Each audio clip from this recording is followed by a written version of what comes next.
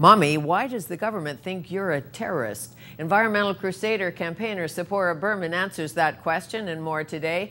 Canada's future energy landscape is on her mind, and when something is on her mind, she shouts out and uses her global influence to help change the state of the planet.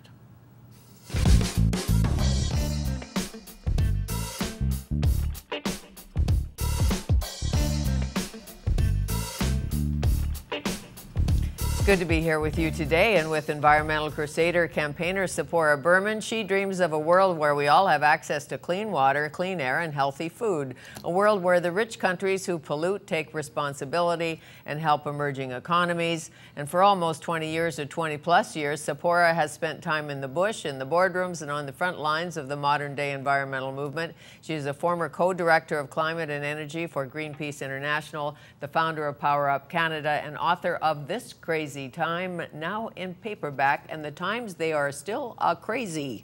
And sometimes I think even crazier than when I wrote the book. I actually didn't know it would be so prescient.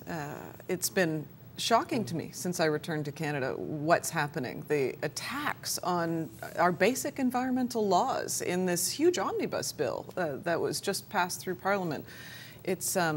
It's astonishing even for someone who has been at this a long time. You have been at it some 20 plus years, I know. But when your son, Quinn, your 8-year-old son at the time, says, "Mom, why does the government think you're a terrorist?" What did you say, and why did he think that? It's like there's really no good answer to that question. It's not something a mother ever wants to have to face. He thought it because I think he heard on the radio and saw on the news that there was discussion in Ottawa about whether environmentalism should be included in the definition of domestic terrorism. And the examples that some of the Conservative senators were using were activities by Forest Ethics, which is a group that I co-founded, and by Greenpeace. And, I actually think what's happening, Fanny, is that this is a manufactured controversy by the Conservative government. Let's call anyone who opposes the pipelines and the expansion of the oil sands terrorists, radicals, foreign influence, and that puts them in opposition to us, and we can represent the national interest. So in doing that, they're creating this controversy, and behind that veil of controversy, they're actually gutting all the basic environmental laws that protect our fisheries, our air, and our water. But what possibly could be in it for the Conservative government? Because there are a lot of us who are or attempt to be green, and want to have clean air, clean water, good food, and help others survive around the world. So what could be in it for the government? Well, let's remember to go in the opposite direction. It's the beginning of their term. And they're hoping that we'll forget 3 years from now, when we're facing an election, that they've done this, that the issues will have moved on. So they're trying to push forward rapid changes to our laws, and the changes that they're making are substantive. They've actually rolled back about 20 years of environmental laws. They've gutted the protection that we have for fisheries, for streams, for water, reduced the effectiveness of the Canadian Environmental Assessment Act. I mean, we now protect fish, but we don't protect where they live. We don't protect fish habitat.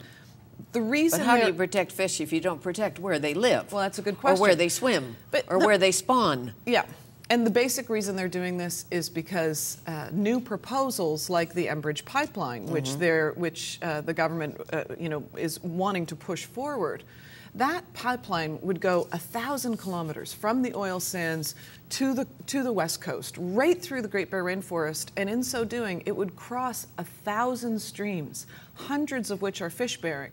So under the old legislation, that had to be reviewed. We had to look at what impact that would have on our streams and our fisheries. And let's not forget, we've had 16,000 oil spills in Alberta since 1990. Three in the last month or so. 3 in the last month. And so they want to aggressively push forward these new pipelines and dramatic expansion of the oil sands, which will benefit big oil. But, as a report that I released last month shows, the majority of that benefit goes to foreign companies. It goes to big oil companies, and the majority of the profits go to foreign companies. So I really think it's a really important time for us to look at who's benefiting from all these policy changes in these big industrial projects. Well, Steve Kelly, I think it was Steve Kelly, who is an environmental chief of staff at some point, said to you in this book, I believe it was in this book, that if you think you can limit the oil sands and limit industry and limit fossil fuels and put a tough cap on the carbon and not destroy the economy, then you don't live in the real world. Yeah, he actually said, "Little lady." Little lady. Well, little lady. No, it was. There's many who believe that. That the economy is what drives us, is why we survive and we sell our resources and all of that. And if we don't do that, we're in deep trouble. And that may have been true in the past. But those are regressive old policies that are not true in today's economy. You know, last year there was more investment in electricity, in renewable energy globally, in wind, in solar, in hydro, than there was in oil, nuclear, and coal combined. We're living a tipping point now where most major economies are moving quickly to create a low-carbon economy, a cleaner and safer economy. You know, Denmark just last week announced that they are going to have their entire economy 50% renewable by 2030. And what are we doing? Under the Harper government, we're polluting more today than we did yesterday.